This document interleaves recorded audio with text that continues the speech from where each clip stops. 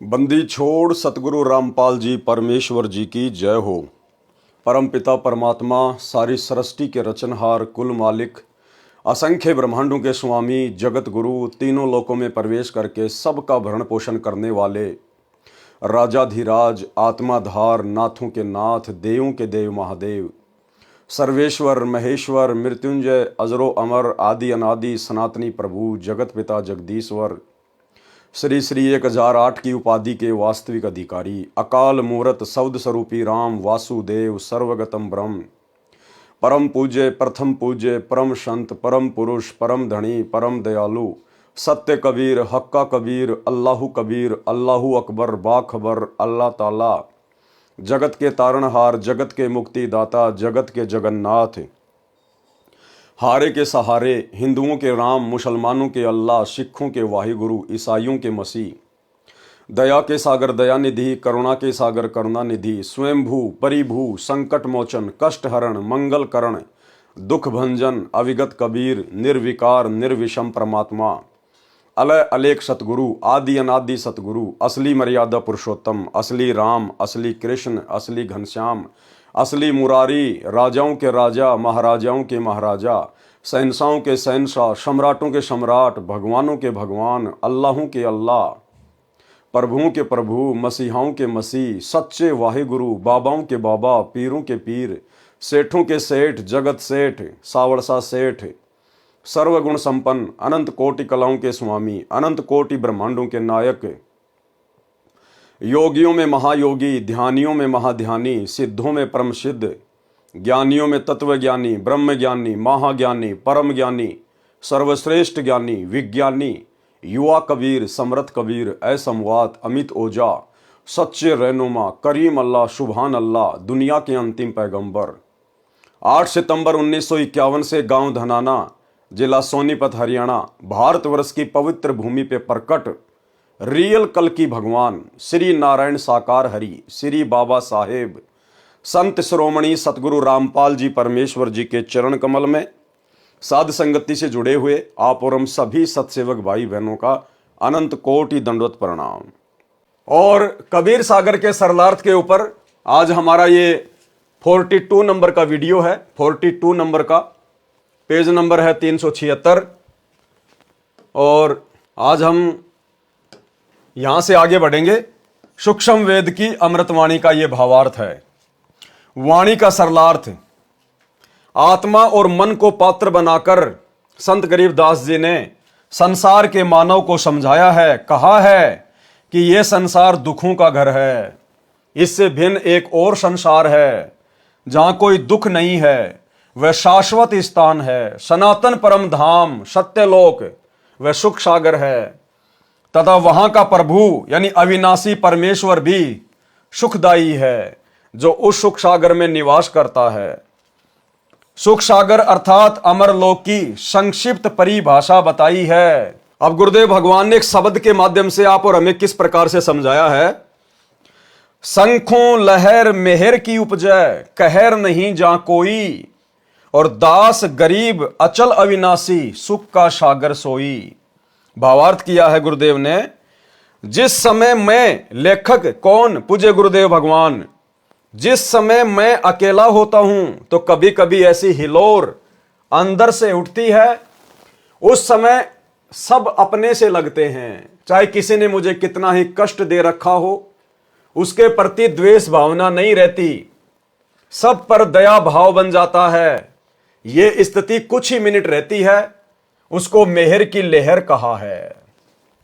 भाई और बहनों, यह बात गुरुदेव भगवान के द्वारा कहना कि थोड़े से समय के लिए कभी कभी मेरे अंदर वो लहर की मेहर आती है, यह केवल आप और हम जीवों को समझाने की दृष्टि से परमात्मा इस प्रकार की बातें कह रहे हैं, क्योंकि हम जीवों को कभी कभार इस प्रकार की कोई लहर की मेहर आती है, कभी कभार। तो गुरुदेव अपने आप को एक आम संत की भूमिका में दर्शाते हुए, एक भगत की भूमिका में दर्शाते हुए आप और हमें समझाने की दृष्टि से ये बात कह रहे हैं। अन्यथा हमारे गुरुदेव भगवान तो सुख के सागर हैं, सुख के सागर। मंतु बसरे सुख के सागर जहां शब्द सिंधु रत्नागर। ये तो अविनाशी परमात्मा है, सुख के सागर हैं। वो कहर की लहर इनके अंदर कभी नहीं उठती। ये तो परम दयालु हैं, परम दयालु। तो अपने आप को छुपाते हुए परमात्मा इस प्रकार की बात यहां पर कह रहे हैं, हम जीवों को समझाने की दृष्टि से। सतलोक अर्थात सनातन परम धाम में जाने के पश्चात प्रत्येक प्राणी को इतना आनंद आता है, वहां पर ऐसी असंख्यों लहर आत्मा में उठती रहती हैं। जब वह लहर मेरी आत्मा से हट जाती है तो वही दुखमय स्थिति प्रारंभ हो जाती है। उसने ऐसा क्यों कहा, वह व्यक्ति अच्छा नहीं है, वो हानि हो गई, ये हो गया, वह हो गया, यह कहर दुख की लहर कही जाती है। अब विचार करो भाई और बहनों, हमारे गुरुदेव भगवान जो कि पूर्ण संत है, पूर्ण परमात्मा है, कबीर देव हैं, भला वो इस प्रकार की बातें क्यों सोचेंगे कि उसने ऐसा क्यों कहा। गुरुदेव तो हमें समझाते हैं कि आवत गाड़ी एक है, उल्टा होय अनेक, कहे कबीर ना उल्टियो, रहे एक की एक। और जो तोकू काटा बोवे ताको बोतू फूल, तो ये फूल के फूल है वाको है त्रिशूल। हमारे गुरुदेव तो हमें इस प्रकार की शिक्षा देते हैं कि अगर तुम्हारे साथ में कोई बुरा बर्ताव करता है, कोई धोखा करता है, कोई गाली देता है, तो तुमने भी उसके प्रति बुरा नहीं सोचना कि उसने ऐसा क्यों कर दिया। तो भला हमारे गुरुदेव भगवान ऐसा क्यों सोचेंगे कि उसने ऐसा क्यों कहा, वह व्यक्ति अच्छा नहीं है, वो हानि हो गई। जबकि हमें तो गुरुदेव कहते हैं कि भक्ति मार्ग में अगर हानि हो जाए तो चिंता नहीं करनी चाहिए, वो भी परमात्मा का प्रसाद समझना चाहिए कि वो नुकसान भी मेरे हित में है, मेरे हित में। तो भला हमारे गुरुदेव भगवान हानि को रोएंगे क्या। तो गुरुदेव भगवान हमें जो भी कुछ समझाते हैं स्वयं को एक भगत की स्थिति में रखकर आप और हमें समझाने की दृष्टि से कहते हैं। उसने ऐसा क्यों कहा, वह व्यक्ति अच्छा नहीं है, वो हानि हो गई, ये हो गया, वो हो गया, ये कहर यानी दुख की लहर कही जाती है। उस सतलोक में असंख्य लहर मेहर यानी दया की उठती है। सतलोक में वो कहर की लहर नहीं है, वहां तो दया की मेहर है, दया की मेहर। वहां कोई कहर यानी भयंकर दुख नहीं है। वैसे तो सतलोक में कोई दुख नहीं है, कहर का अर्थ भयंकर कष्ट होता है। जैसे एक गांव में आपसी रंजिश के चलते विरोधियों ने दूसरे पक्ष के एक परिवार के 3 सदस्यों की हत्या कर दी। कहीं पर भूकंप के कारण हजारों व्यक्ति मर जाते हैं, उसे कहते हैं कहर टूट पड़ा या कहर कर दिया। ऊपर लिखी वाणी में सुख सागर की परिभाषा संक्षिप्त में बताई है, कहा है कि वह अमर लोक अचल अविनाशी, अर्थात कभी चलायमान नहीं है, अर्थात वो कभी नष्ट नहीं होता। सतलोक वो कभी चलायमान नहीं है, कभी जो है वो नष्ट नहीं होता। वहां पर कभी भी जो है प्रलय नहीं होती, कभी ध्वस्त नहीं होता, तथा वहां रहने वाला परमेश्वर अविनाशी है।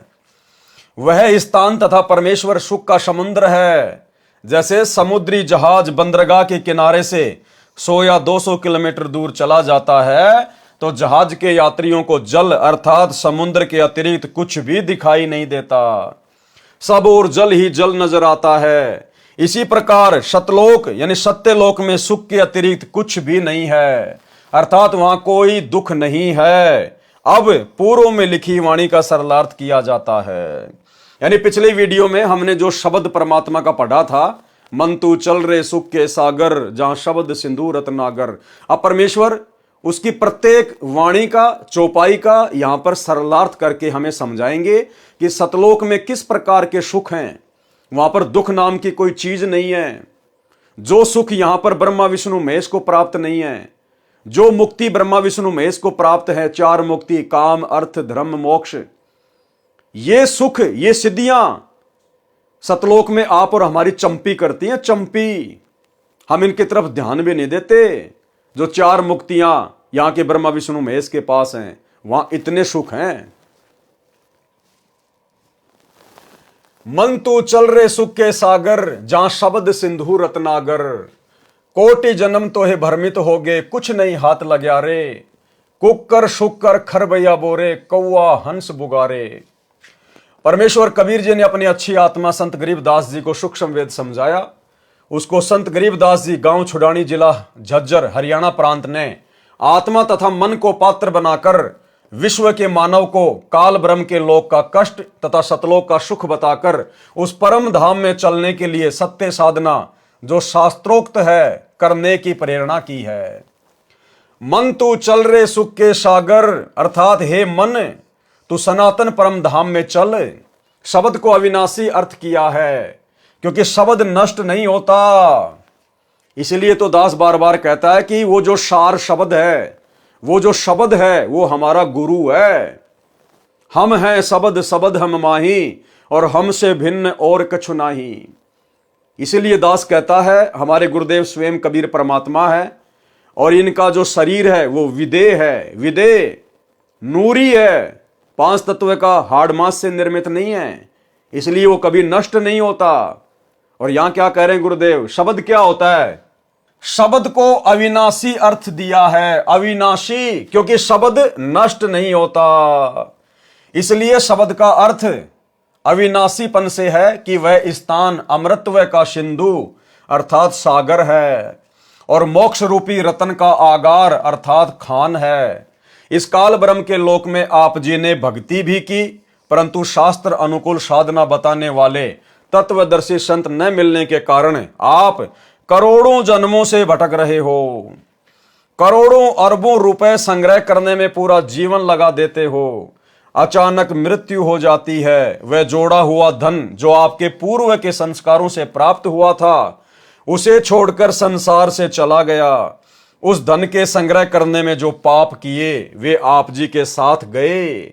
आप जी ने उस मानव जीवन में तत्वदर्शी संत से दीक्षा लेकर शास्त्र विधि अनुसार भक्ति की साधना नहीं की, जिस कारण से आपको कुछ हाथ नहीं आया। पूर्व के पुण्यों के बदले धन ले लिया, वह धन यहीं रह गया, आपको कुछ भी नहीं मिला। आपको मिले धन संग्रह तथा भक्ति शास्त्र अनुकूल न करने के पाप, जिनके कारण आप कुकर यानी कुत्ता, खर यानी गधा, शुकर यानी सुअर, कौवा, काग पक्षी, हंस एक पक्षी जो केवल सरोवर में मोती खाता है, बुगा यानी बुगला पक्षी आदि आदि की योनियों को प्राप्त करके कष्ट उठाया। फिर अगली चौपाई का अर्थ किया गुरुदेव ने, कोटि जन्म तू राजा कीन्या मिटी न मन की आशा, और भिक्षुक होकर दर दर हांड्या मिला न निर्गुण राशा। सरलार्थ, हे मानव, आप जी ने काल ब्रह्म की कठिन से कठिन साधना की, घर त्याग कर जंगल में निवास किया, फिर भिक्षा प्राप्ति के लिए गांव व नगर में घर घर के द्वार पर हांड्या अर्थात घूमा। जंगल में साधनारत साधक निकट के गांव या शहर में जाता है। एक घर से भिक्षा पूरी नहीं मिलती तो अन्य घरों से भोजन लेकर जंगल में चला जाता है। कभी कभी तो साधक एक दिन भिक्षा मांग कर लाते हैं, उसी से 2-3 दिन निर्वाह करते हैं। रोटियों को पतले कपड़े, रुमाल जैसे कपड़े को छालना कहते हैं। छालने में लपेटकर पेड़ की टहनियों से बांध देते थे। वे रोटियां सूख जाती थी, उनको पानी में भिगोकर नरम करके खाते थे। वे प्रतिदिन भिक्षा मांगने जाने में जो समय व्यर्थ होता था, उसकी बचत करके उस समय को काल ब्रह्म की साधना में लगाते थे।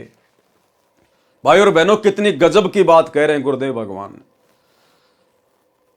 कि जिन साधु संतों ने, ऋषि महात्माओं ने घोर तपस्या की, सतयुग में, त्रेता में, द्वापर में, जिस समय हजारों वर्षों की उम्र होती थी, लाखों वर्षों की उम्र होती थी, सिर्फ परमात्मा प्राप्ति के लिए, और वो लोग अपना समय बचाने के लिए कि हमारा जरा भी समय भक्ति के अलावा व्यतीत नहीं होना चाहिए, एक एक क्षण का सदुपयोग होना चाहिए। यदि हमने घर छोड़ा है तो परमात्मा प्राप्ति के लिए छोड़ा है।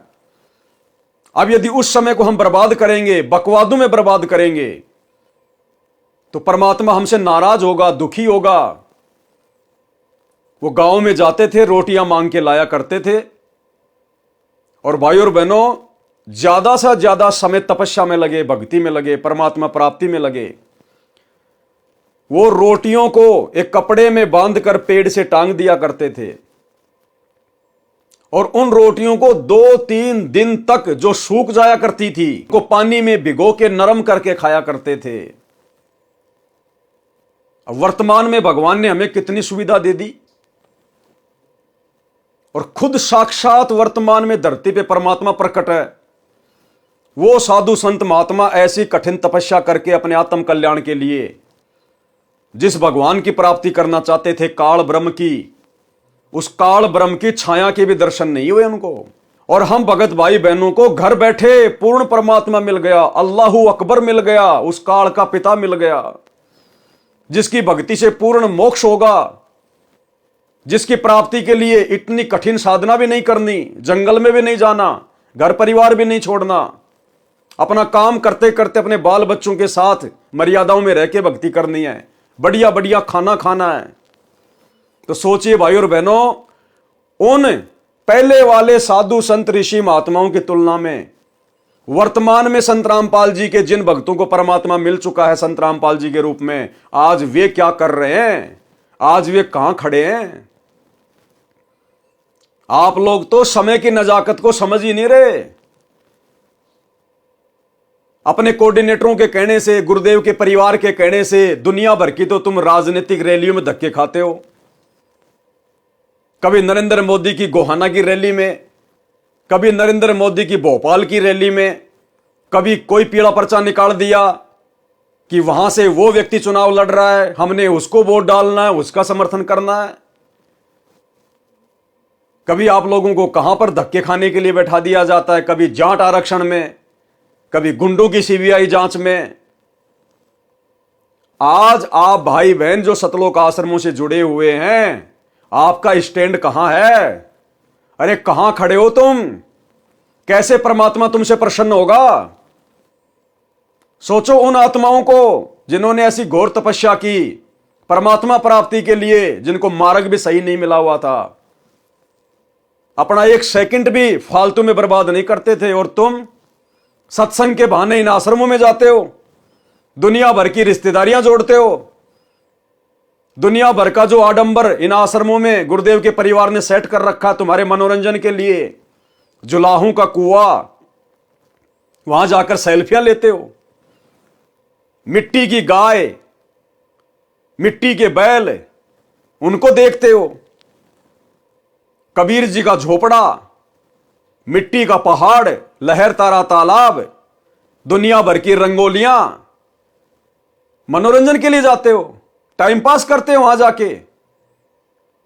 परमात्मा कितना नाराज होगा, कल्पना भी नहीं कर सकते। समय की नजाकत को समझो। पूर्ण ब्रह्म परमात्मा काल का भी बाप धरती पे प्रकट है हमारे गुरुदेव भगवान के रूप में। अपना परम सौभाग्य समझो, जो बिन बुलाए मेहमान की तरह परमात्मा आ गया। आप और हमने कभी सपने में भी नहीं सोचा था इस भगवान और भक्ति के बारे में। इस भगवान ने आके हमारा हाथ पकड़ा है। अपनी नालायकी के चलते, अपनी अज्ञानता के चलते हाथ मत छुड़ाओ परमात्मा से। समय का सदुपयोग करो, ज्ञान को आधार बनाओ, साध संगति से जुड़े हुए भाई बहनों से शिक्षा लो। ड्रामेबाजी नहीं चलेगी। आने वाले समय में जिसकी मर्यादा होगी, जिसके पास भक्ति धन होगा, उसका बचाव होगा। रोटियों को पतले कपड़े, रुमाल जैसे कपड़े को छालना कहते हैं। छालने में लपेटकर पेड़ की टहनियों से बांध दिया करते थे। वे रोटियां सूख जाती थी, उनको पानी में भिगोकर नरम करके खाते थे।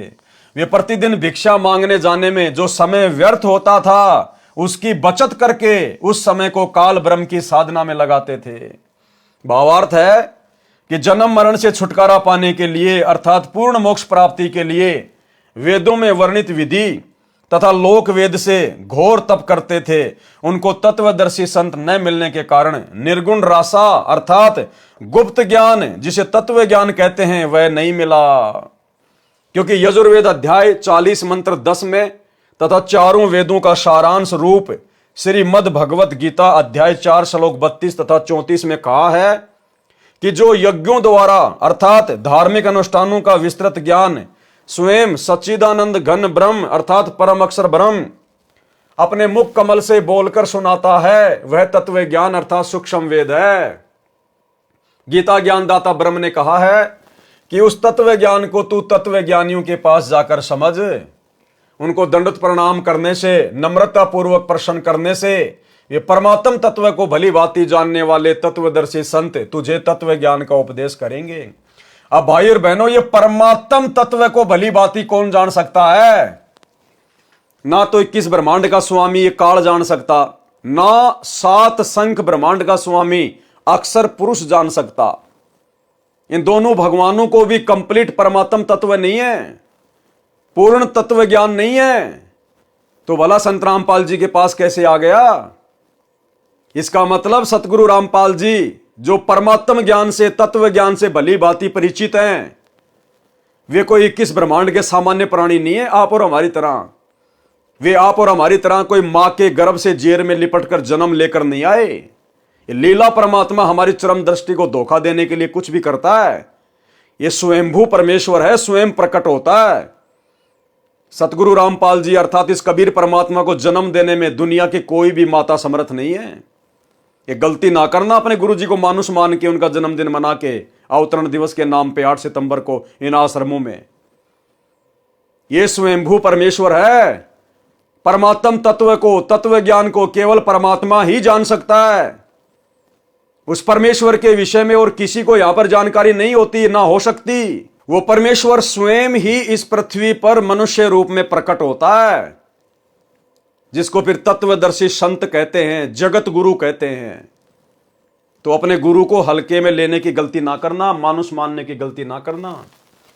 परमात्म तत्व को भली भांति जानने वाले तत्वदर्शी संत तुझे तत्व ज्ञान का उपदेश देंगे। इससे सिद्ध हुआ कि तत्व ज्ञान न वेदों में है और न ही गीता शास्त्र में। यदि होता तो एक अध्याय और बोल देता, कह देता कि तत्व ज्ञान उस अध्याय में पढ़ें। यानी वो तत्व ज्ञान, वो परमात्म ज्ञान ना चारों वेदों में, ना गीता जी में, ना मुसलमानों की चारों जो है वो कतेबों में। और वो ज्ञान सतगुरु रामपाल जी बता रहे हैं। तो कौन है सतगुरु रामपाल जी, जिनके पास दुनिया के समस्त धर्म ग्रंथों के अतिरिक्त वो वास्तविक ज्ञान है, मूल ज्ञान है, सार ज्ञान है। स्वयं परमेश्वर प्रकट है धरती पर। कह देता कि तत्व ज्ञान उस अध्याय में पढ़ें। संत गरीबदास जी ने मन के बहाने मानव शरीरधारी प्राणियों को समझाया है कि वह निर्गुण रासा अर्थात तत्व ज्ञान न मिलने के कारण काल ब्रह्म की साधना करके आप जी करोड़ों जन्मों में राजा बने। कोटि जन्म तू राजा कीन्या, मिटी न मन की आशा, और भिक्षुक होकर दर दर हांड्या, मिला न निर्गुण रासा। वह निर्गुण रासा अर्थात तत्व ज्ञान न मिलने के कारण काल ब्रह्म की साधना करके आप जी करोड़ों जन्मों में राजा बने, फिर भी मन की इच्छा समाप्त नहीं हुई। क्योंकि राजा सोचता है कि स्वर्ग में सुख है, यहां राज में कोई सुख चैन नहीं है, शांति नहीं है। निर्गुण रासा का भावार्थ, निर्गुण रासा किसको कहते हैं? निर्गुण का अर्थ है कि वह वस्तु तो है परंतु उसका लाभ नहीं मिल रहा। निर्गुण, जैसे आसमान में बादल तो हैं, बादलों में पानी तो है, लेकिन वो पानी निर्गुण रूप में है। हम अपनी प्यास नहीं बुझा सकते।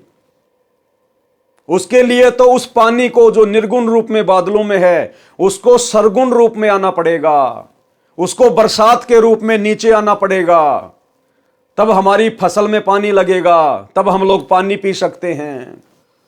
निर्गुण का मतलब है वस्तु तो है परंतु हम उसका कोई लाभ नहीं उठा सकते।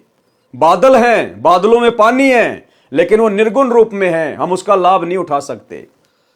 ठीक इसी प्रकार परमात्मा सतलोक में निर्गुण रूप में है, लेकिन हम उसका लाभ नहीं उठा सकते।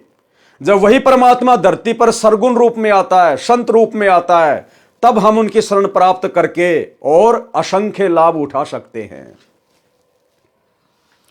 निर्गुण रासा का भावार्थ है, निर्गुण का अर्थ है कि वह वस्तु तो है परंतु उसका लाभ नहीं मिल सकता। वृक्ष के बीज में फल तथा वृक्ष निर्गुण रूप में है, उस बीज को मिट्टी में बीजकर सिंचाई करके वह सरगुण वस्तु वृक्ष को फल प्राप्त की जाती है। यह ज्ञान न होने से आम के फल व छाया से वंचित रह जाते हैं। रासा यानी झंझट अर्थात उलझा हुआ कार्य। सूक्ष्म वेद में परमेश्वर कबीर जी ने कहा है कि 9 मण सूत उलझिया। 9 मण में 360 किलोग्राम वजन होता है। 9 मण में कबीर 9 मण सूत उलझिया, ऋषि रहे झकमार। और सतगुरु ऐसा सुलझा दे उलझे न दूजी बार। यानी इस आध्यात्मिक ज्ञान को, परमात्मा की प्राप्ति के मार्ग को सतयुग से लेकर वर्तमान समय तक ब्रह्मा जी के वंशजों ने, नकली पंडितों ने, धर्म गुरुओं ने, आचार्य शंकराचार्यों ने, और आजकल रोजाना जो 5-10 नए नए आचार्य यूट्यूब पर पैदा हो रहे हैं, इन लोगों ने अपनी मन गढ़ंत बातों से इस आध्यात्मिक ज्ञान को नौमन सूत की तरह उलझा के रखा हुआ था। यानी जुलाहे लोग जो सूत से कपड़े वगैरह बुना करते थे, और यदि उनका थोड़ा सा सूत यदि उलझ जाया करता था, पूरा दिन लग जाता था सुलझाने में, जो कि 100 ग्राम भी नहीं होता था। और यहां तो इन्होंने 9 मण 360 किलोग्राम सूत उलझा रखा है। भला उसको कौन सुलझा सकता है परमात्मा के अलावा। लेकिन सतगुरु ऐसा सुलझा दे फिर उलझे न दूजी बार। कबीर 9 मण सूत उलझिया ऋषि रहे झकमार। ये साधु संत महात्मा सतयुग से झकमरा रहे हैं। आज तक इनको गीता जी के ज्ञान का नहीं पता, इनको वास्तविक भक्ति मंत्रों का नहीं पता, इनको एक भगवान का नहीं पता। आज तक समाज को यह नहीं बता पाए ये आचार्य शंकराचार्य, किसी भी धर्म के मुल्ला मौलवी पंडित काजी, कि एक परमात्मा कौन है जिसने सबको रचा, जिसने सबको बनाया। उस परमात्मा की प्राप्ति का मंत्र क्या है, कौन से वेद में, गीता में कहां लिखा है, आज तक नहीं बता पाए। महाराष्ट्र के शिरडी में साईं बाबा पूरी जिंदगी बीत गई, एक ही शब्द बोलता था, सबका मालिक एक। उंगली कहां करता था, ऊपर। क्या कहता था, सबका मालिक एक। पूरी जिंदगी में वो उस एक मालिक का नाम नहीं बता पाया। अरे अगर आपको इतना पता है कि सबका मालिक एक है, तो उसका नाम भी बता देता मेरे भाई। वो कैसे मिलेगा वो भी बता देता, लेकिन नहीं बता पाया उसका नाम। आज वो नाम स्वयं उस सब के मालिक ने आकर ही बताया। वो सब का मालिक कबीर देव है, वेद जिसकी चीख चीख कर महिमा गा रहे हैं। आज वो कबीर देव स्वयं धरती पर 8 सितंबर 1951 से गांव धनाना, जिला सोनीपत, हरियाणा, भारतवर्ष की पावन भूमि पर सतगुरु रामपाल जी के रूप में प्रकट है। यूट्यूब पर जाकर सत्संग सुनना शुरू कीजिए, लाभ उठा लीजिए। अन्यथा ये जन्म निकलते ही, ये मनुष्य शरीर छूटते ही गधे, कुत्ते, सुअर, चाहे कोई राजा है चाहे कोई प्रजा है। कबीर 9 मण सूत उलझिया ऋषि रहे झकमार। सतगुरु ऐसा सुलझा दे उलझे न दूजी बार। सरलार्थ, परमेश्वर कबीर जी ने कहा है कि अध्यात्म ज्ञान रूपी 9 मण सूत उलझा हुआ है। 1 किलोग्राम उलझे हुए सूत को सीधा करने में 1 दिन से भी अधिक जुलाहों का समय लग जाता था। यदि सुलझाते समय धागा टूट जाता तो कपड़े में गांठ लग जाती। गांठ गठीले कपड़े को कोई मोल नहीं लेता था। इसलिए परमेश्वर कबीर जुलाहे ने जुलाहों का सटीक उदाहरण बताकर समझाया है कि अधिक उलझे हुए सूत को कोई नहीं सुलझाता था। अध्यात्म ज्ञान उसी 9 मण उलझे हुए सूत के समान है, जिसको सतगुरु अर्थात तत्वदर्शी संत ऐसा सुलझा देगा जो पुनः नहीं उलझेगा। बिना सुलझे अध्यात्म ज्ञान के आधार से, अर्थात लोक वेद के अनुसार साधना करके स्वर्ग नरक 84 लाख प्रकार के प्राणियों के जीवन, पृथ्वी पर किसी टुकड़े का राज्य, स्वर्ग का राज्य प्राप्त किया, पुनः फिर जन्म मरण के चक्कर में गिरकर कष्ट पर कष्ट उठाया। परंतु काल ब्रह्म की वेदों में वर्णित विधि अनुसार साधना करने से वह परम शांति तथा सनातन परम धाम प्राप्त नहीं हुआ, जो गीता अध्याय 18 श्लोक 62 में कहा है। और न ही परमेश्वर का वह परम पद प्राप्त हुआ, जहां जाने के पश्चात भगत लौटकर संसार में कभी नहीं आते, जो गीता अध्याय 15 श्लोक 4 में कहा है। काल ब्रह्म की साधना से निम्न लाभ होता रहता है। क्या काल की साधना से क्या लाभ होता है? इंद्र कुबेर ईश की पदवी, ब्रह्मा वरुण धर्मराया, विष्णुनाथ के लोक में जाकर तू बहुर वापस आया, अपूठा आया। सरलार्थ, काल ब्रह्म की साधना करके साधक इंद्र का पद भी प्राप्त करता है। इंद्र स्वर्ग के राजा का पद है। इसको देवराज अर्थात देवताओं का राजा तथा सुरपति भी कहते हैं। यह सिंचाई विभाग अर्थात वर्षा मंत्रालय भी अपने अधीन रखता है। प्रश्न, इंद्र की पदवी कैसे प्राप्त होती है, यानी इंद्र का राज्य कैसे प्राप्त किया जाता है, जैसे प्रधानमंत्री का पद कैसे प्राप्त किया जाता है, क्या क्या योग्यता होनी चाहिए जिस आधार से वो प्रधानमंत्री का चुनाव लड़ सके, तो ऐसे ही देवताओं का राजा इंद्र बनने की भी एक प्रोसीजर है। क्या है उत्तर? अधिक तप करने से या 100 मण 4000 किलोग्राम गाय या भैंस के घी का प्रयोग करके धर्म यज्ञ करने से एक धर्म यज्ञ संपन्न होती है। ऐसी ऐसी 100 यज्ञ जो सफल कर लेता है। ध्यान से पढ़ना, या तो अधिक तप करने से या 100 मण यानी 4000 किलोग्राम गाय या भैंस के घी का प्रयोग करके धर्म यज्ञ करने से एक धर्म यज्ञ संपन्न होती है। ऐसी ऐसी 100 धर्म यज्ञ निर्विघ्न यानी बिना किसी बाधा के करने से इंद्र की पदवी साधक प्राप्त करता है।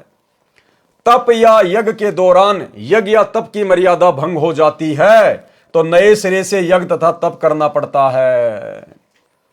और यही सतगुरु रामपाल जी परमेश्वर जी की भक्ति में है। अगर इस भक्ति को सफल करना है तो जब एक छोटा सा इंद्र का पद, देवताओं का राजा, जिस पद को भोगने के बाद में इंद्र सीधा गधे की योनि में जाता है, एक हरि की भक्ति बिन राजा गधा होए और माटी लदे कुमार की घासन डालक होए। भला उस इंद्र की पदवी को प्राप्त करने की भी मर्यादा है। या तो अधिक से अधिक आपने तप करना पड़ेगा या आपने 100 यज्ञ करनी पड़ेंगी।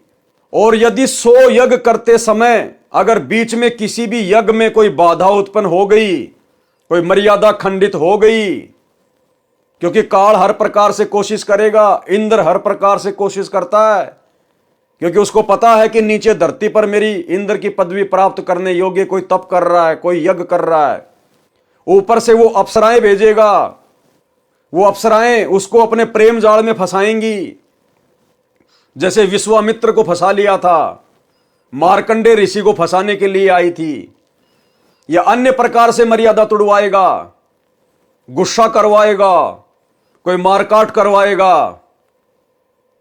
एक इंद्र की पदवी भी सहज में प्राप्त नहीं होने देता ये काल। और भाई और बहनों, हम तो सतलोक प्राप्ति की भक्ति कर रहे हैं। मर्यादाओं का किस कदर ध्यान रखना होगा, किस कदर काल कोशिश करेगा। और आप तो काल की गोद में बैठ के भक्ति कर रहे हो और अपने आप को सुरक्षित महसूस कर रहे हो। आप तो काल के द्वारा कुप्रेरणा करके संत रामपाल जी के परिवार के माध्यम से भक्तों की मर्यादा तुड़वाने के लिए जो जगह जगह सतलोक आश्रम बनवा दिए गए हैं, आप तो उन काल एजेंटों की गोद में बैठ के अपनी भक्ति सफल करने की सोच रहे हो। और आए दिन तुम्हारी मर्यादा तुड़वाई जा रही है। आपके दान धर्म का 1 करोड़ रुपया जाट भवन बनवाने में दिया जा रहा है। मर्यादा सुरक्षित रहे कहां गई तुम्हारी? राजनीति तुमसे करवा दी गई, स्टेडियम तुम्हारे पैसों से बनवा दिया गया, हॉस्पिटल का काम तुम्हारे पैसों से चल रहा है, आश्रमों में रक्तदान, दे दान, दुनिया भर की ड्रामेबाजी, गुंडों की सीबीआई जांच, 5-5 लाख रुपए राजपूत करनी सेना को देना। राजपूत करनी सेना वाले क्या करेंगे? शराब पिएंगे, मांस खाएंगे, बियर पिएंगे, हुक्का पिएंगे, राजनीति में लगाएंगे। हरियाणा के जाट आरक्षण में करोड़ों रुपया चंदे के रूप में तुम भक्तों का दे दिया गया। क्या करेंगे वो जाट? राजनीति में लगाएंगे, हुक्का पिएंगे, शराब पिएंगे। तुम्हारी मर्यादा है कहां सुरक्षित है? तुम्हें होश ही नहीं है तुम क्या कर रहे हो। और बात कर रहे हो तुम सतलोक जाने की। तुम तो इंद्र की पदवी भी प्राप्त करने के योग्य भक्ति नहीं कर रहे। तुम सतलोक आश्रम वालों की मर्यादा तो वर्तमान में इंद्र की पदवी प्राप्त करने योग्य जितनी भी नहीं है, और तुम ठेका लेके बैठे हो सतलोक जाने का। सतलोक के लिए तो सिर काट के चढ़ाना पड़ेगा अपने गुरुजी के चरणों में। सिर काटने का मतलब तन मन शीस ईस अपने पे जो पहलम चोट चढ़ावे, जब कोई राम भगत गति पावे। और अपना तन मन धन और शीश अपने गुरुदेव को सौंपने का मतलब है गुरुदेव की मर्यादाओं से 1 इंची भी बाहर ना निकलना, चाहे पूरा संसार बैरी क्यों ना हो जाए। भाई घर छूटो चाहे जग रूठो, चाहे रूठो ये संसारा हो। अरे कौन सुनेगा फिर मेरी काल लोक में जब गुरु रूठ गया मेरा हो। जबकि तुम लोगों ने तो वर्तमान में हिसार जेल में बैठे हुए अपने गुरु को खून के आंसू रुला डाले, खून के आंसू। हिसार जेल से आने वाली ऑडियो में रोजाना गुरु दुखी होकर तुम लोगों को डांटता है, धिक्कारता है कि अच्छे इंसान तो जगत वाले भी ऐसा नहीं करते जो तुम भगत कर रहे हो। कोऑर्डिनेटर बन गए तो तुम कोई खुदा बन गए क्या? अपनी माता बहनों के साथ में, गुरु बहनों के साथ में गंदी गंदी हरकतें करते हो। आए दिन तुम्हारा गुरु तुम्हें डांटता रहता है। कहां बैठे हो भाई साहब? तुम तो इंद्र के लोक में जाने के योग्य भी भक्ति नहीं कर पा रहे। क्या कह रहे हैं परमात्मा? ऐसी ऐसी 100 धर्म यज्ञ निर्विघ्न, निर्विघ्न यानी कोई किसी प्रकार की बाधा ना कर सके। ऐसी ऐसी 100 धर्म यज्ञ निर्विघ्न करने से इंद्र की पदवी साधक प्राप्त करता है। तप या यज्ञ के दौरान यज्ञ या तप की मर्यादा भंग हो जाती है तो नए सिरे से यज्ञ तथा तप करना पड़ता है। भाई दूसरा जन्म लेना पड़ेगा, नए सिरे से भक्ति शुरू करनी पड़ेगी। अब तुम लोग अपनी मर्यादाओं को इतना फाड़ चुके हो कि गुरुदेव भगवान के द्वारा टाके भी नहीं लगाए जा सकते। अर्थात तुम नाम भी इतनी बार शुद्ध करवा चुके हो कि अब तो शुद्धिकरण का ऑप्शन भी समाप्त हो चुका है। अब तो नए सिरे से जन्म लेना पड़ेगा, नए सिरे से जन्म। और भाई अगले जन्म में क्या होगा फिर वो तो अगला जन्म ही बताएगा। जब इस जन्म में तुम कोई तीर नहीं मार सके, अगले जन्म में भला क्या तुम तोप चलाओगे? सफल होने पर ही इंद्र की पदवी प्राप्त होती है। इस प्रकार इंद्र की पदवी प्राप्त होती है। प्रश्न, इंद्र का शासन काल कितना है? मृत्यु उपरांत इंद्र के पद को छोड़कर प्राणी किस योनि को प्राप्त करता है? उत्तर, इंद्र स्वर्ग के राजा के पद पर 72 चौकड़ी अर्थात 72 चतुर्युग तक बना रहता है। 72 चतुर्युग तक इंद्र का शासन काल होता है। 72 चतुर्युग क्या है? एक चतुर्युग होता है सतयुग, त्रेता, द्वापर, कलयुग। इन चारों युगों को मिलाकर एक चतुर्युग कहा जाता है। और एक चतुर्युग की आयु होती है 43,20,000 वर्ष। यानी सतयुग की शुरुआत से लेकर कलयुग के अंत तक चारों युगों का एक चतुर्युग का जो समय होता है वो होता है 43,20,000 वर्ष। ऐसे ऐसे 72 चतुर्युग तक इंद्र शासन करता है, शासन। और जब उसका शासनकाल पूरा हो जाता है या बीच में कोई दूसरा व्यक्ति इंद्र की गद्दी प्राप्त करने योग्य कोई तप कर लेता है, कोई यज्ञ कर लेता है, तो उस इंद्र को बीच में भी हटा दिया जाता है। इतने समय तक वो शासन करता है। इंद्र स्वर्ग के राजा के पद पर 72 चौकड़ी अर्थात 72 चतुर्युग तक बना रहता है। एक चतुर्युग में सतयुग, त्रेता, द्वापर तथा कलयुग का समय होता है, जो 17,28,000 यानी सतयुग का जो समय होता है वो होता है 17,28,000 का। 12,96,000 वर्ष का समय होता है त्रेता युग का और 8,64,000 वर्ष का समय होता है द्वापर युग का और 4,32,000 वर्ष का समय होता है कलयुग का। क्रमशः सतयुग, त्रेता, द्वापर, कलयुग का समय अर्थात 43,20,000 वर्ष का समय एक चतुर्युग में होता है। ऐसे ऐसे बने 72 चतुर्युग तक वह साधक इंद्र के पद पर स्वर्ग के राजा का सुख भोगता है। एक कल्प अर्थात ब्रह्मा जी के एक दिन में जो 1008 चतुर्युग का होता है।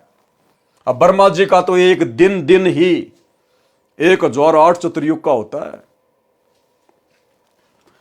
14 जीव इंद्र के पद पर रहकर अपना किया पुण्य कर्म भोगते हैं। यानी ब्रह्मा जी के एक दिन में 14 इंद्र अपना शासनकाल पूरा करके मर जाते हैं। 14 जीव इंद्र के पद पर रहकर अपना किया पुण्य कर्म भोगते हैं। इंद्र के पद को भोगकर वे प्राणी गधे का जीवन प्राप्त करते हैं। इंद्र की, देवताओं के राजा की, जिसकी पूजा की जाती है, जिसकी महिमा की जाती है, सुरपति, वो जब अपना शासनकाल पूरा कर लेता है तो सीधा गधे की योनि में आता है धरती पर। कुम्हार के नीचे, फिर असहनीय कष्ट भोगता है। जितना सुख प्राप्त किया उससे कहीं ज्यादा फिर दुख भोगेगा यहां पर। इसलिए परमात्मा कहते हैं इंद्र का राज कागदा बिष्टा, कि भक्तों के लिए, जिनको तत्वदर्शी संत मिल गया, जिनको शतलोक का ज्ञान मिल गया, उन भक्तों के लिए तो इंद्र का राज्य भी ऐसा होना चाहिए जैसे कौवे की बीट थूक कर चलना चाहिए, नहीं चाहिए। कथा मार्कंडे ऋषि तथा अप्सरा का संवाद। एक समय बंगाल की खाड़ी में मार्कंडे ऋषि तप कर रहा था। इंद्र के पद पर विराजमान को यह शर्त होती है कि तेरे शासन काल में 72 चौगड़ी युग के दौरान यदि पृथ्वी पर कोई व्यक्ति इंद्र का पद प्राप्त करने योग्य तप या धर्मयज्ञ कर लेता है और उसकी क्रिया में कोई बाधा नहीं आती है तो उस साधक को इंद्र का पद दे दिया जाता है और वर्तमान इंद्र से वह पद छीन लिया जाता है। इसलिए जहां तक संभव होता है इंद्र अपने शासन काल में किसी साधक या तप का धर्म यज्ञ पूर्ण नहीं होने देता, उसकी साधना में भंग करा देता है, चाहे कुछ भी करना पड़े। अब भाई और बहनों, वर्तमान में इंद्र को टेंशन हो रही है जबरदस्त तरीके से, क्योंकि इंद्र को इस बात का तो पता है नहीं कि आप और हम भगत भाई बहन शतलोक के लिए भक्ति कर रहे हैं। इंद्र के पद की तरफ तो हम थूकते भी नहीं, पीठ करके भी नहीं सोते। लेकिन इंद्र को थोड़ी इस बात का पता है। आप और हमें गुरुदेव भगवान ने जो भक्ति दे रखी है, जो 5 यज्ञ दे रखे हैं, इंद्र की गद्दी प्राप्त करने के लिए जो 100 यज्ञ करनी पड़ती है ना, उतने यज्ञ तो हम एक दिन में कर लेते हैं। एक दिन में हमें गुरुदेव ने 5 यज्ञ दे रखी है। एक यज्ञ ज्ञान की, यदि हम रोजाना 1 घंटा भी बैठकर ध्यान से सत्संग सुनते हैं, हमारी एक यज्ञ पूरी हो जाती है। आप और हम मात्र 1 घंटे अगर ध्यान से बैठकर सत्संग सुनते हैं, मर्यादा में रहकर, हमारी एक यज्ञ पूर्ण हो जाती है। दूसरी यज्ञ ध्यान की, यानी सत्संग को ध्यान से सुनना, मंत्रों को ध्यान से करना, आरती को मन लगा के करना, ध्यान से करना, वो होती है ध्यान यज्ञ। अपनी मर्यादाओं का ध्यान रखना, ध्यान यज्ञ, वो हमारा दूसरा यज्ञ हो गया। तीसरी यज्ञ हवन की।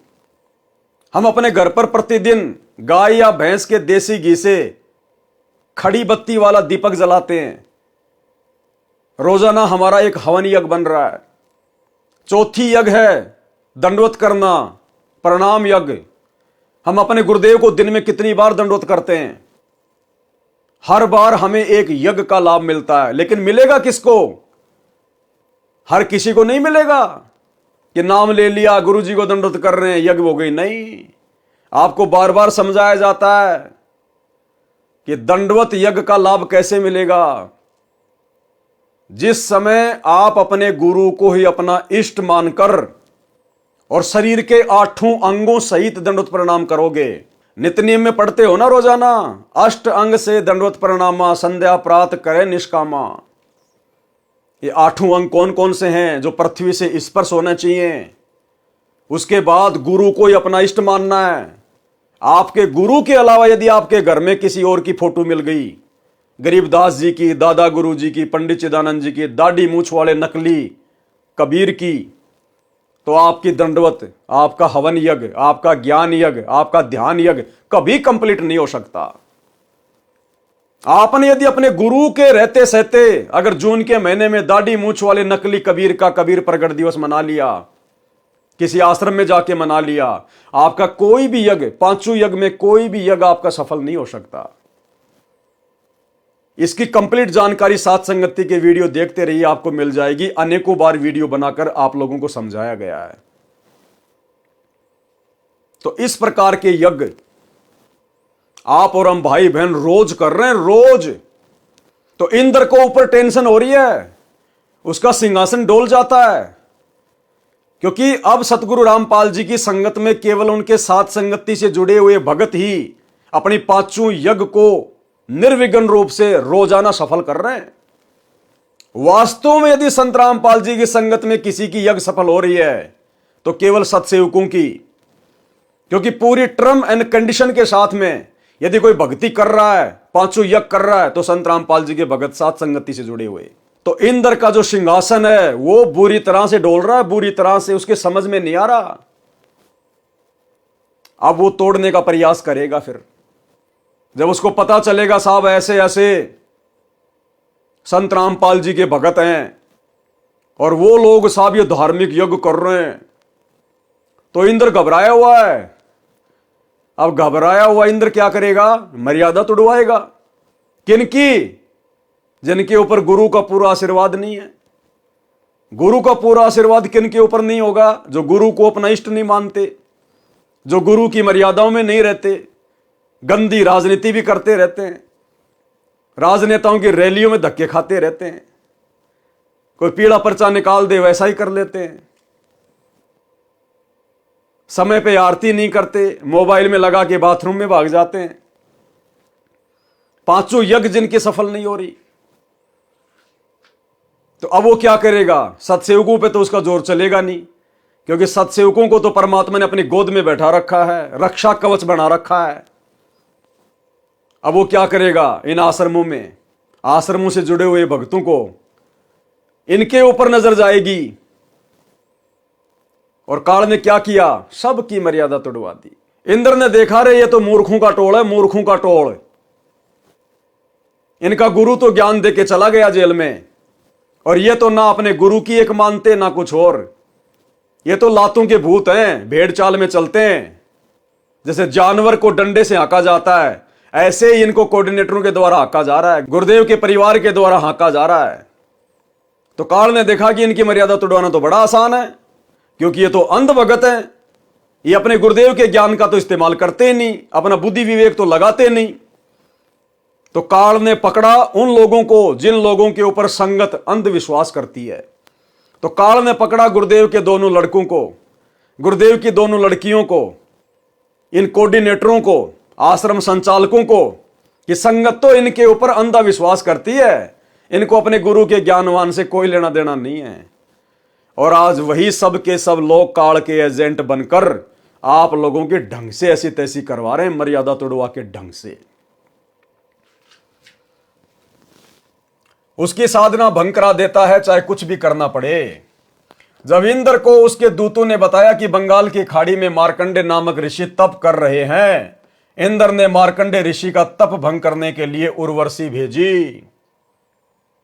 सर्व श्रृंगार करके देवपरी मार्कंडे ऋषि के सामने नाचने गाने लगी।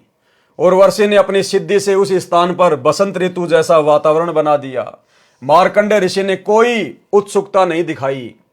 उर्वशी ने कमर का नाड़ा तोड़ दिया, निर्वस्त्र हो गई, नगन नंगी हो गई, निर्वस्त्र हो गई। तब मार्कंडे ऋषि बोले, हे बेटी, हे बहन, हे माई, आप ये क्या कर रही हो? आप यहां गहरे जंगल में अकेली किस लिए आई हो? अब सोचिए भाई और बहना, कहां मार्कंडे ऋषि, कहां हम? वो काल की पूजा करने वाला, ओम नाम की कमाई करने वाला, वो भी इतना दृढ़ था। इंद्र की पत्नी आ गई जो कि सबसे सुंदर है, और अपनी कमर का नाड़ा तक तोड़ दिया, नंगी होके खड़ी हो गई सामने। जंगल के अन्य जो तपस्वी थे वो तो देख के ही वो तो हो गए फैल।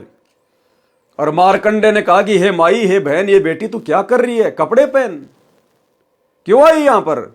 और हम वर्तमान में संत रामपाल जी भगवान के भगत, और क्या हालत हो रही है? अपनी ही गुरु बहनों को नहीं छोड़ रहे।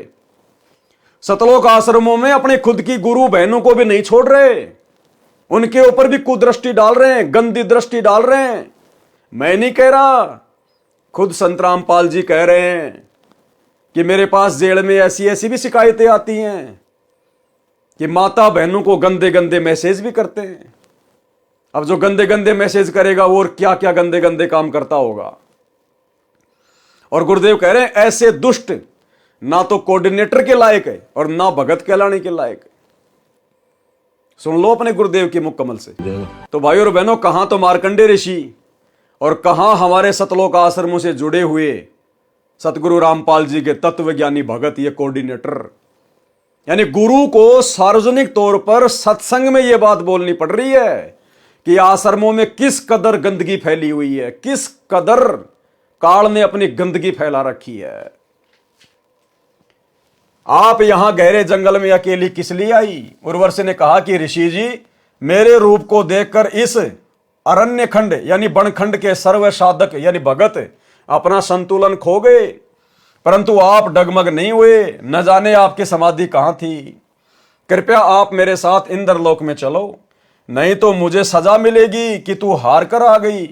मार्कंडेय ऋषि ने कहा कि मेरी समाधि ब्रह्मलोक में गई थी, जहां पर मैं उन उर्वशियों का नाच देख रहा था जो इतनी सुंदर हैं कि तेरे जैसी तो उनकी साथ साथ बांदियां अर्थात नौकरानियां हैं। इसलिए मैं तेरे को क्या देखता, तेरे पर क्या आसक्त होता। यदि तेरे से कोई सुंदर हो तो उसे ले आ। तब देवपरी ने कहा कि इंद्र की पटरानी अर्थात मुख्य पत्नी मैं ही हूं, मुझसे सुंदर स्वर्ग में कोई औरत नहीं है। तब मार्कंडेय ऋषि ने पूछा कि इंद्र की मृत्यु होगी तब तू क्या करेगी? उर्वशी ने उत्तर दिया कि मैं 14 इंद्र भोगूंगी, यानी मैं 14 इंद्रों की पत्नी बनी रहूंगी। इंद्र मर गया फिर दूसरा इंद्र आएगा, लेकिन उनकी जो पत्नी है वही आत्मा बनी रहेगी जब तक 14 इंद्र अपना शासन भोग के नहीं जालेंगे। इतनी लंबी आयु है इंद्र की औरत की। भावार्थ है कि श्री ब्रह्मा जी के एक दिन में 1008 चतुर्युग होते हैं, जिसमें 72 चतुर्युग का शासनकाल पूरा करके 14 इंद्र मृत्यु को प्राप्त होते हैं। इंद्र की रानी वाली आत्मा ने किसी मानव जन्म में इतने अत्यधिक पुण्य किए थे जिस कारण से वह 14 इंद्रों की पटरानी बनकर स्वर्ग सुख तथा पुरुष सुख को भोगेगी। मार्कंडेय ऋषि ने कहा कि वे 14 इंद्र भी मरेंगे तब तू क्या करेगी? उर्वशी ने कहा कि फिर मैं मृत्यु लोक में गधी बनाई जाऊंगी और जितने इंद्र मेरे पति होंगे वे भी पृथ्वी पर गधे की योनि प्राप्त करेंगे। मार्कंडेय ऋषि बोले कि फिर मुझे ऐसे लोक में क्यों ले जा रही थी जिसका राजा गधा बनेगा और रानी गधी की योनि प्राप्त करेगी? उर्वशी बोली कि अपनी इज्जत रखने के लिए, नहीं तो वे कहेंगे कि तू हार कर आ गई। मार्कंडेय ऋषि ने कहा कि गधियों की कैसी इज्जत है, तू वर्तमान में भी गधी है, क्योंकि तू 14 खत्म करेगी और मृत्यु उपरांत तू स्वयं स्वीकार कर रही है कि मैं गधी बनूंगी। मार्कंडेय पुराण में साफ साफ लिखा हुआ, साफ साफ विधान अनुसार अपना इंद्र का राज्य मार्कंडेय ऋषि को देने के लिए वहीं पर इंद्र आ गया। अब इंद्र ने देखा भाई मार्कंडेय ऋषि तो सफल हो गया, तेरी जो इंद्राणी है वो तो हार गई, अब उसको राज्य देना पड़ेगा। तो इंद्र स्वयं चलकर आ गया वहां पर और कहा कि ऋषि जी, हम हारे और आप जीते, आप इंद्र की पदवी स्वीकार करें। मार्कंडेय ऋषि बोले, अरे अरे इंद्र की पदवी मेरे किसी काम की नहीं, मेरे लिए तो काग यानी कौवे की बीट के समान है। मार्कंडेय ऋषि ने इंद्र से फिर कहा कि तू मेरे बताए अनुसार साधना कर, तेरे को ब्रह्मलोक ले चलूंगा, इस इंद्र के राज्य को छोड़ दे। इंद्र ने कहा कि हे ऋषि जी, अब तो मुझे मौज मस्ती करने दो, फिर कभी देखूंगा। और यही सतगुरु रामपाल जी के परिवार ने, उनके बेटा बेटियों ने, इन स्टेट कोऑर्डिनेटर ने सोच रखा है कि अभी तो मौज करने दो। संगत थूक रही है, ज्योति पाठ और दान के नाम पे थूक रही है, अभी तो हमें चाटने में आनंद आ रहा है, अभी तो हमें ऐश करने दो, मौज मस्ती करने दो, राजनीति करने दो, समाज वालों से भाईचारा निभाने दो। संगत थूक रही है, हम चाट रहे हैं, आनंद आ रहा है। पाठक जनों, विचार करो, इंद्र को पता है कि मृत्यु के उपरांत गधे का जीवन मिलेगा, फिर भी उस क्षणिक सुख को त्यागना नहीं चाहता। कहा कि फिर कभी देखूंगा। फिर कब देखेगा? गधा बनने के पश्चात तो कुम्हार देखेगा कितना वजन गधे की कमर पर रखना है, कहां से डंडा मारना है। ठीक इसी प्रकार इस पृथ्वी पर कोई छोटे से टुकड़े का प्रधानमंत्री, मंत्री, मुख्यमंत्री या राज्य में मंत्री बना है या किसी पद पर सरकारी अधिकारी या कर्मचारी बना है या धनी है, उसको कहा जाता है कि आप भक्ति करो नहीं तो गधे बनोगे। वे या तो नाराज हो जाते हैं कि क्यों बनेंगे गधे, फिर से मत कहना। कुछ सभ्य होते हैं, वे कहते हैं कि किसने देखा है गधे बनते हैं। फिर उसको बताया जाता है कि सब संत तथा ग्रंथ बताते हैं, तो अधिकतर कहते हैं कि देखा जाएगा। उनसे निवेदन है कि मृत्यु के पश्चात गधा बनने के बाद आप क्या देखोगे? फिर तो कुम्हार देखेगा कि आप जी के साथ कैसा बर्ताव करना है। देखना है तो वर्तमान में देख। ठीक इसी प्रकार हम साथ संगति से जुड़े हुए भाई बहनों का, सतलोक आश्रमों से जुड़े हुए हमारे गुरु भाई बहनों से प्रार्थना है, विनती है, समय रहते आंखें खोल लो। तुम्हारी आंखों के सामने जो दुष्ट कर्म, जो घटिया कर्म, मर्यादा विरुद्ध कर्म, गुरुदेव के सत्संगों के विरुद्ध मनमाना आचरण इन सतलोक आश्रमों में तुमसे करवाया जा रहा है, गुरुदेव का परिवार कर रहा है तुम्हारे दान धर्म पर। समय रहते सुधर जाओ, आंखें खोल लो, साथ संगति से जुड़ जाओ, अन्यथा बाद में फिर भाई कुम्हार देखेगा, कुम्हार। देखना है तो वर्तमान में देख, बुराई छोड़कर शास्त्र अनुकूल साधना करो, जो वर्तमान में विश्व में केवल मेरे पास, लेखक रामपाल दास के पास है। आओ ग्रहण करो और अपने जीव का कल्याण कराओ। ऊपर लिखी वाणी नंबर 3 में बताया है कि इंद्र, कुबेर तथा ईश की पदवी प्राप्त करने वाले तथा ब्रह्मा जी का पद, वरुण, धर्मराय का पद प्राप्त करके तथा विष्णु जी के लोक को प्राप्त, देव पद प्राप्त भी वापस जन्म मरण के चक्कर में रहता है। इंद्र, कुबेर, ईश की पदवी, ब्रह्मा, वरुण, धर्मराया और विष्णु लोक के पुर को जाकर तू फिर भी वापस आया। इतना सब कुछ सुख भोग कर भी जो काल तक की साधना करते हैं या मर्यादा तोड़कर पूर्ण संत की साधना करते हैं, उनको ये सुख मिलेंगे। इंद्र का पद भी मिलेगा, विष्णु का पद भी मिलेगा, धर्मराय का पद भी मिलेगा, लेकिन वापस फिर गधा भी बनना पड़ेगा, गधा। स्वर्ग लोक में 33 करोड़ देव पद हैं, जैसे भारतवर्ष की संसद में 540 सांसदों के पद हैं। व्यक्ति बदलते रहते हैं, उन्हीं सांसदों में से प्रधानमंत्री तथा अन्य केंद्रीय मंत्री आदि बनते हैं। इसी प्रकार उन 33 करोड़ देवताओं में से ही कुबेर का पद अर्थात धन के देवता का पद प्राप्त होता है, जैसे वित्त मंत्री होता है। ईश की पदवी का अर्थ है प्रभु पद, जो कुल 3 माने गए हैं, श्री ब्रह्मा जी, श्री विष्णु जी तथा श्री शिव जी। वरुण देव जल का देवता है। धर्मराय मुख्य न्यायाधीश है, जो सब जीवों के कर्मों का फल देता है, उसे धर्मराज भी कहते हैं। ये सर्व काल ब्रह्म की साधना करके पद प्राप्त करते हैं। पुण्य समाप्त होने के पश्चात पद से मुक्त होकर पशु पक्षियों आदि की 84 लाख प्रकार की योनियों में चले जाते हैं। फिर नए ब्रह्मा जी, नए विष्णु जी तथा नए शिव जी इन पदों पर विराजमान होते हैं।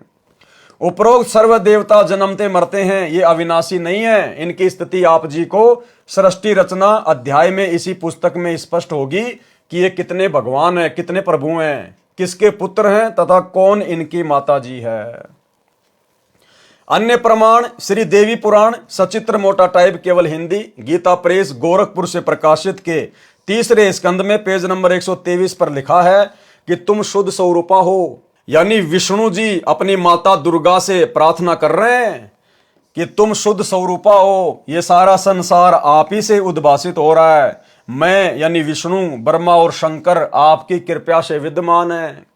हमारा तो आविर्भाव यानी जन्म तथा तिरोभाव अर्थात मृत्यु हुआ करता है, यानी हम तो जन्मते और मरते हैं।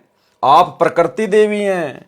शंकर भगवान बोले कि हे देवी, यदि विष्णु के पश्चात उत्पन्न होने वाले ब्रह्मा आपसे उत्पन्न हुए तो क्या मैं तमोगुणी लीला करने वाला शंकर क्या आपकी संतान नहीं हुआ? अर्थात मुझे भी उत्पन्न करने वाले तुम ही हो। हम तो केवल नियमित कार्य ही कर सकते हैं, यानी जैसा आप हमें आदेशित करती हो हम तो केवल वही कर सकते हैं।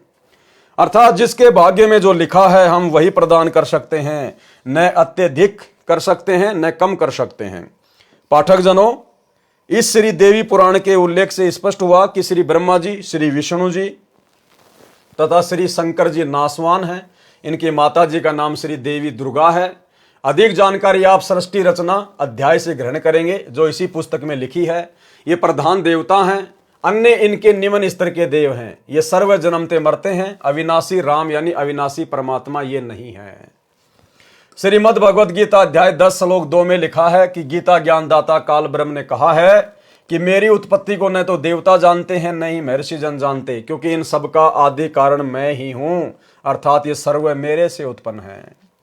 गीता अध्याय 14 श्लोक 3 में गीता ज्ञानदाता ने कहा कि हे अर्जुन, मेरी प्रकृति अर्थात दुर्गा तो गर्भ धारण करती है, मैं उसके गर्भ में बीज स्थापित करता हूं, यानी पति पत्नी व्यवहार करता हूं, जिससे सर्व प्राणियों की उत्पत्ति होती है। गीता अध्याय 14 श्लोक 4 में गीता ज्ञानदाता ने कहा कि हे अर्जुन, नाना प्रकार की सब योनियों में जितने शरीरधारी मूर्तियां उत्पन्न होती हैं, प्रकृति यानी दुर्गा तो उन सबकी गर्भ धारण करने वाली माता है। अहम ब्रह्म यानी मैं ब्रह्म यानी काल बीज स्थापित करने वाला पिता हूं। गीता अध्याय 14 श्लोक 5 गीता ज्ञानदाता ने स्पष्ट किया है कि हे अर्जुन, सत्व गुण श्री विष्णु जी, रजगुण श्री ब्रह्मा जी तथा तमगुण श्री शिव जी, ये प्रकृति अर्थात दुर्गा देवी से उत्पन्न तीनों देवता अर्थात तीनों गुण अविनाशी जीव आत्मा को कर्मों के अनुसार शरीर में बांधते हैं। उपरोक्त परमाणु से स्पष्ट हुआ कि उपरोक्त देवता नाशवान है तथा काल ब्रह्म के पुत्र हैं। प्रसंग चल रहा है कि वाणी संख्या 3 का सरलार्थ इंद्र कुबेर ईश अर्थात ब्रह्मा विष्णु शिव तक को प्राप्त करके तथा वरुण धर्मराय की पदवी तथा श्री विष्णुनाथ के लोक को प्राप्त करके भी जन्म मरण के चक्कर में रहते हैं। मार्कंडेय ऋषि जी ब्रह्म साधना कर रहे थे, यानी काल की साधना कर रहे थे, उसी को सर्वोत्तम मान रहे थे, इसलिए इंद्र को कह रहे थे कि आजा, तेरे को ब्रह्म साधना का ज्ञान कराऊं। ब्रह्मलोक की तुलना में स्वर्ग का राज्य लापसी यानी बिना देसी घी से बना भोजन जो हलवे जैसा दिखाई देता है की तुलना के जैसे कव्वे की भीट है। पाठक जनों, सत्यलोक को हलवा जानो। आप जी ने ब्रह्म साधना करने वाले श्री चुनक ऋषि, श्री दुर्वासा ऋषि तथा कपिल मुनि की दशा जान ली। उनकी साधना को गीता ज्ञानदाता ने गीता अध्याय 7 श्लोक 18 में अनुत्तम अर्थात घटिया बताया है। उसी श्रेणी की साधना मार्कंडेय ऋषि जी की थी, जिसको अति उत्तम मानकर कर रहे थे तथा इंद्र को भी राय दे रहे थे कि ब्रह्म साधना कर ले। सूक्ष्म वेद में कहा है कि औरों पंथ बताओ ही और आपने जाने रहा। दूसरों को तो रास्ता बता रहा है और खुद को ज्ञानी नहीं है। भावार्थ, अन्य को मार्गदर्शन करते हैं, स्वयं भक्ति मार्ग का ज्ञान नहीं। श्रीमद् भगवत गीता अध्याय 4 श्लोक 25 से 29 तक यही बताया है कि जो साधक जैसी भी साधना करता है उसे उत्तम मानकर कर रहा होता है। सर्व साधक अपनी अपनी भक्ति को पापनाशक जानते हैं। गीता अध्याय 4 श्लोक 32 में स्पष्ट किया है कि यज्ञों अर्थात धार्मिक अनुष्ठानों का ज्ञान स्वयं सच्चिदानंद घन ब्रह्म ने अपने मुख कमल से बोली वाणी में विस्तार के साथ कहा है। वह तत्व ज्ञान है जिसे जानकर साधक सर्व पापों से मुक्त हो जाते हैं। गीता अध्याय 4 श्लोक 34 में स्पष्ट किया कि उस तत्व ज्ञान को तत्वदर्शी संत जानते हैं। उनको दंडवत प्रणाम करने से, नम्रता पूर्वक प्रसन्न करने से वे तत्व ज्ञान को जानने वाले ज्ञानी महात्मा तुझे तत्व ज्ञान का उपदेश करेंगे। और भाई वो तत्वदर्शी संत, वो ज्ञानी महात्मा वर्तमान में धरती पर सतगुरु रामपाल जी के रूप में प्रकट है। ये स्वयं ही सच्चिदानंद घन ब्रह्म है, जिन्होंने अपने मुख कमल से वाणियां बोल बोल के आप और हमें ये ज्ञान दिया, पांचों यज्ञों की जानकारी दी, भक्ति मार्ग दिया। ये स्वयं सच्चिदानंद घन ब्रह्म है, स्वयं अविनाशी परमात्मा है, सर्व सृष्टि के मालिक हैं। वह तत्व ज्ञान जिसे ऊपर की वाणी में निर्गुण रासा कहा है, नहीं मिलने से सर्व साधक जन्म मरण के चक्कर में रहे। मार्कंडेय ऋषि ब्रह्म साधना कर रहा था। श्रीमद् भगवत गीता अध्याय 8 श्लोक 16 में कहा है कि ब्रह्मलोक में गए साधक भी पुनरावर्ती अर्थात बार बार जन्म मरण के चक्कर में रहते हैं। यानी 21 ब्रह्मांड की सर्वोत्तम साधना है काल साधना, ब्रह्म साधना। गीता अध्याय 8 श्लोक नंबर 13 में उस काल का मंत्र है, ओम इति एक अक्षरम ब्रह्म व्यवहारण माम अनुस्मरण ये प्रयाति तजम देयम सयाति प्रमाम गतम। ओम नाम की साधना करके और घोर तप करके साधक कहां जाता है? ब्रह्मलोक में, जो 21 ब्रह्मांड की सर्वश्रेष्ठ उपलब्धि है, यानी 7 स्टार होटल। उस ब्रह्मलोक में जाने के बाद भी जब तक उसकी भक्ति कमाई है, वो तप की कमाई है, ओम नाम की कमाई है, तब तक वो मौज करेगा। फिर उसके बाद वो नीचे 84 लाख योनियों में गधे कुत्ते के शरीरों में डाला जाएगा। तो ये तो यहां के काल की, ब्रह्मा विष्णु महेश के पिताजी की, दुर्गा के पति की, जो 21 ब्रह्मांड का नकली भगवान है, ये उसकी साधना का परिणाम है। तो बताइए फिर साधक क्या करेगा? औरों की साधना करके हम कैसे अविनाशी हो सकते हैं? हम कैसे सुख सागर में जा सकते हैं? तो केवल एकमात्र सतगुरु रामपाल जी की भक्ति, तत्वदर्शी संत सतगुरु रामपाल जी, जो कि स्वयं कबीर परमात्मा है। कबीर परमात्मा स्वयं ही तत्वदर्शी संत की भूमिका निभाते हैं। जगत गुरु संत रामपाल जी, जगत गुरु की भूमिका केवल परमात्मा निभाता है, कबीर जी। जाति हमारी जगत गुरु परमेश्वर है पंत, गरीबदास लिखित पढ़े मेरा नाम निरंजन कंत। जगत गुरु जो पूरे संसार को ज्ञान दे, पूरे जगत को ज्ञान दे। और भाई पूरे जगत का ज्ञान, पूरी सृष्टि का ज्ञान केवल परमेश्वर को हो सकता, किसी और को नहीं। तो संत रामपाल जी स्वयं वो परमेश्वर हैं, जगत गुरु हैं। इनकी भक्ति से सदा सदा के लिए हमारा जन्म मरण समाप्त होगा। वाणी संख्या 4, असंख्य जन्म तो हे मर्त्या होंगे, जीवित क्यों न मरे रे। और द्वादश मध्य मैल मठ बोरे, बहुर न दे धरे रे। सरलार्थ, हे मानव तू अनंत बार जन्म और मर चुका है, सत्य साधना कर तथा जीवित मर। जीवित मरने का तात्पर्य है कि भगत को ज्ञान हो जाता है कि इस संसार की प्रत्येक वस्तु अस्थायी है। ये शरीर भी स्थायी नहीं है, जन्म मृत्यु का बखेड़ा भी भयंकर है। इस संसार में दुख के अतिरिक्त कुछ नहीं है। मानव शरीर प्राप्त करके मोक्ष प्राप्त नहीं किया तो पशु जैसा जीवन जिया। जैसे गीता अध्याय 7 श्लोक 29 में कहा है कि जो साधक केवल जरा तथा यानी मृत्यु तथा बुढ़ापे के कष्ट तथा मरण के दुख से ही मुक्ति के लिए जो साधना रत है, वे तत्ब्रह्म को तथा संपूर्ण अध्यात्म को तथा कर्मों को जानते हैं। इसी प्रकार तत्व ज्ञान होने के पश्चात मानव को अनावश्यक वस्तुओं की इच्छा नहीं होती। तंबाकू, शराब, मांस सेवन नहीं करता। नाच गाना मूर्खों का काम लगता है। जैसा भोजन मिल जाए उसी में संतुष्ट रहता है। आत्म कल्याण कराने के लिए साधक विचार करता है कि यदि मैं सत्संग में नहीं जाऊंगा तो गुरुजी के दर्शन नहीं कर पाऊंगा। सत्संग विचार न सुनने से मन फिर से विकार करने लगेगा। वह साधक सर्व कार्य छोड़कर सत्संग सुनने के लिए चल पड़ता है। वह विचार करता है कि हम प्रतिदिन सुनते हैं तथा देखते हैं कि छोटे छोटे बच्चों को छोड़कर पिता संसार से चला जाता है, मर जाता है। बड़े बड़े पूंजीपति दुर्घटना में मर जाते हैं। सर्व संपत्ति जो सारे जीवन में जोड़ी थी उसे छोड़कर चले जाते हैं, दोबारा उस संपत्ति को संभालने नहीं आते।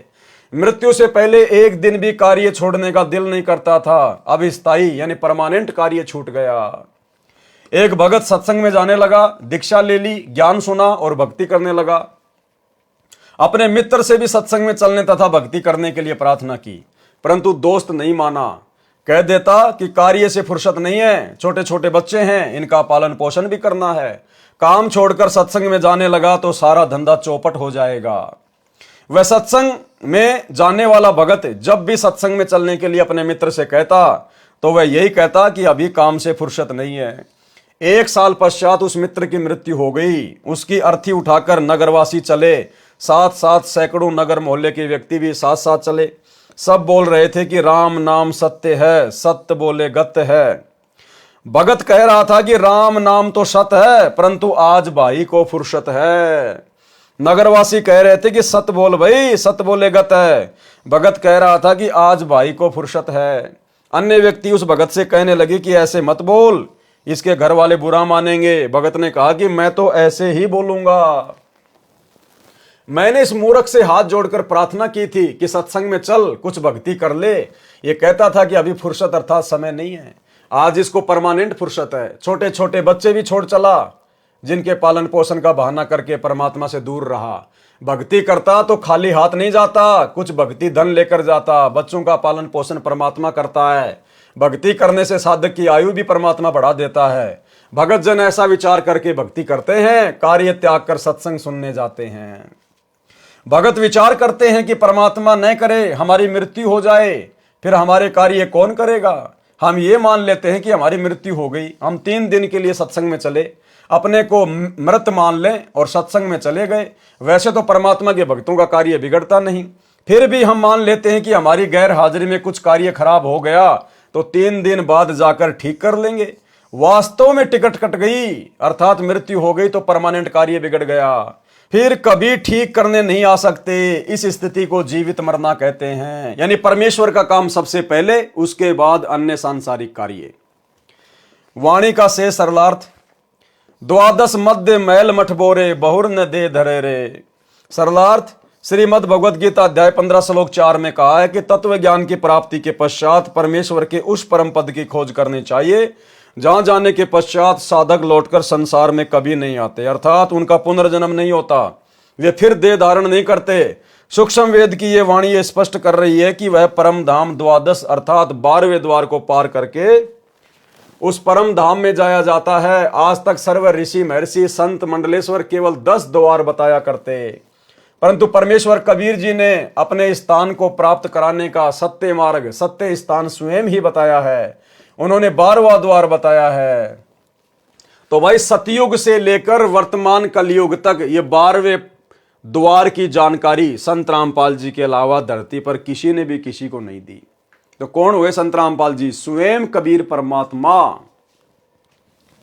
उन्होंने 12वां द्वार बताया है। इससे भी स्पष्ट हुआ कि आज तक सन 2012 तक, यानी जब तक ये कबीर सागर का सरलार्थ लिखा, सन 2012 तक पूर्व के सर्व ऋषियों संतों तथा पंथों की भक्ति काल ब्रह्म तक की थी, जिस कारण से जन्म मृत्यु का चक्कर चलता रहा। वाणी संख्या 5। दो जग बहिस्त सभी तय देखे राजपाट के रसिया, 3 लोक से त्रिपत नाही ये मन भोगी खशिया। सरलार्थ, तत्व ज्ञान के अभाव में पूर्ण मोक्ष का मार्ग न मिलने के कारण कभी दोजक अर्थात नरक में गए, कभी बहिष्ठ अर्थात स्वर्ग में गए, कभी राजा बनकर आनंद लिया। यदि इस मानव को 3 लोक का राज्य भी दे दे तो भी तृप्ति नहीं होती। उदाहरण, यदि कोई गांव का सरपंच बन जाता है तो वह इच्छा करता है कि विधायक बने तो मौज हो जाए, विधायक इच्छा करता है कि मंत्री बनूं तो बात कुछ अलग हो जाएगी, मंत्री बनकर इच्छा करता है कि मुख्यमंत्री बनूं तो पूरी चौधर महिमा हो जाएगी, आनंद ही न्यारा होगा, सारे प्रांत पर कमांड चलेगी। मुख्यमंत्री बनने के पश्चात प्रबल इच्छा होती है कि प्रधानमंत्री बनूं तो जीवन की सफलता है। तब तक जीवन लीला समाप्त हो जाएगी, फिर गधा बनकर कुम्हार के लट खा रहा होगा।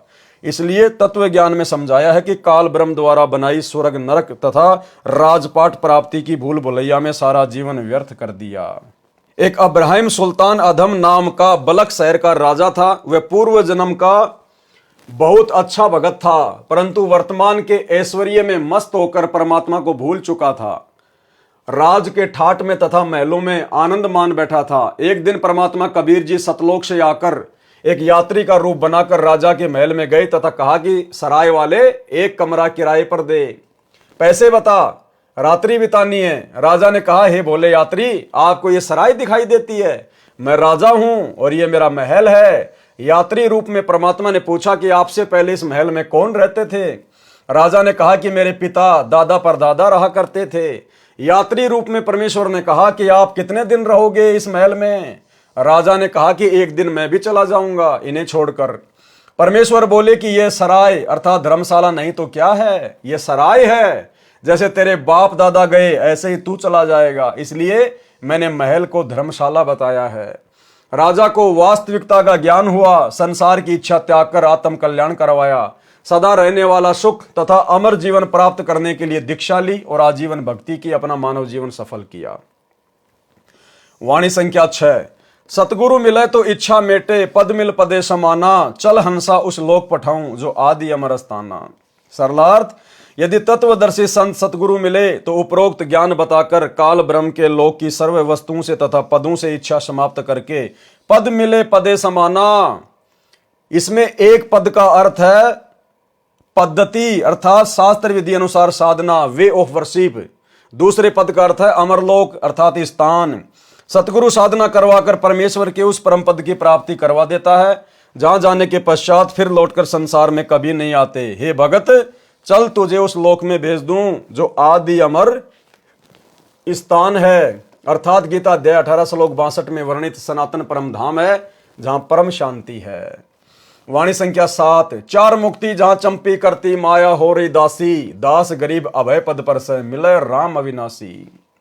सरलार्थ, उस सनातन परम धाम में परम शांति तथा अत्यधिक सुख है। काल ब्रह्म के लोक में 4 मुक्ति मानी जाती हैं, जिनको प्राप्त करके साधक अपने को धन्य मानता है, परंतु वे स्थायी नहीं है। कुछ समय उपरांत पुण्य समाप्त होते ही फिर 84 लाख प्रकार की योनियों में कष्ट उठाता है, परंतु उस सतलोक में चारों मुक्ति वाला सुख सदा बना रहेगा। माया आपकी नौकरानी बनकर रहेगी। संत गरीबदास जी ने बताया है कि अमरलोक में जाने के पश्चात प्राणी निर्भय हो जाता है और उस सनातन परम धाम में वह अविनाशी राम अर्थात परमेश्वर मिलेगा। इसलिए पूर्ण मोक्ष के लिए शास्त्र अनुकूल भक्ति करनी चाहिए, जिससे उस परमात्मा तक जाया जा सकता है। उपरोक्त वाणी तथा पूर्वोक्त विवरण से स्पष्ट हुआ कि श्री ब्रह्मा जी, श्री विष्णु जी तथा शिव जी और इनके पिता काल ब्रह्म अर्थात क्षर पुरुष व अक्षर पुरुष सर्व राम अर्थात प्रभु नाशवान है। केवल परम अक्षर ब्रह्म ही अविनाशी राम अर्थात प्रभु है।